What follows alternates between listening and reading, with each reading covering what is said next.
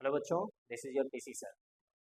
NEET UG में जो है वह जनरेशन टाइम से फ्रिक्वेंटली क्वेश्चन पूछा जाता है और कई बार पूछा गया है।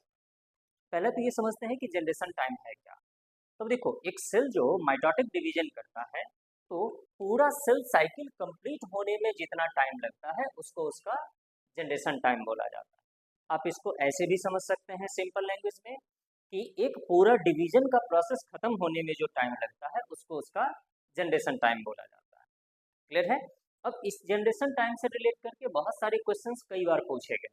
जैसे एक पूछा हुआ क्वेश्चन ही हम लोग चलिए बनाते हैं। एक क्वेश्चन दिया गया था कि एक बैक्टीरियल सेल जो है वो हर 1 मिनट में डिवाइड करता है। Bacterial cell divides every minute, है ना, and it takes 36 minute to fill 50% of the mark, then how much time required to fill 100% of the mark.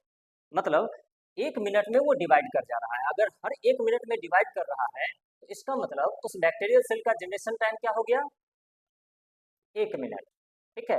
अब कह रहा है कि एक मग को 50% भरने में, है ना, 50% भरने में जो है कितना टाइम लग गया?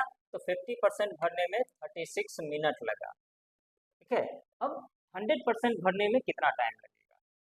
ठीक है। अब मान के चलो कि यहाँ पर ऑप्शन हमको दे देगा। ए में दे दिया मान के चलो कि 72 मिनट। ठीक है। बी में दे दिया हमारे पास 35 मिनट।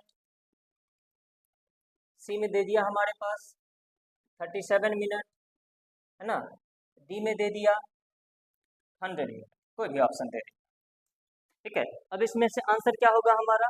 तो देखो यहाँ पर क्या होता है, ज्यादातर बच्चा लोग गलती कर देता है। वो पहले ये देखता है कि 50% भरने में 36 मिनट लगा है ना, तो 100% भरने में 72 मिनट लगेगा और 72 मिनट को टिक करके उछलते हुए आ जाता है। बाद में चेक करने पर पता चला कि हम तो गलत आंसर टिक करके आए हैं। अब देखो, इसको समझने का जरूरत है। ये बड़ा थोड़ा सा ट्रिकी क्वेश्चन होता है ना। अब देखो, कह रहा है कि हर 1 मिनट में ये बैक्टीरियल सेल डिवाइड हो जा रहा है और ऑलरेडी हम लोग जानते हैं डिवीजन का रूल, जब भी डिवाइड करेगा तो डबल होगा, है ना। अब एक चीज बताओ, 36 मिनट ऑलरेडी इसको लगा है 50% भरने में, है ना, तो 36 मिनट लग चुका है और 50% भर चुका है। अब अगर एक बार और डिवाइड कर जाएगा, है ना, तो 100% भर जाएगा। तो इसलिए इसका आंसर होता है 37 मिनट। अब कहेगा ये कैसे? तो देखो, 36 मिनट तो ऑलरेडी लग चुका है 50% भरने में। अब एक बार और डिवाइड करने में कितना टाइम लगेगा? 1 मिनट।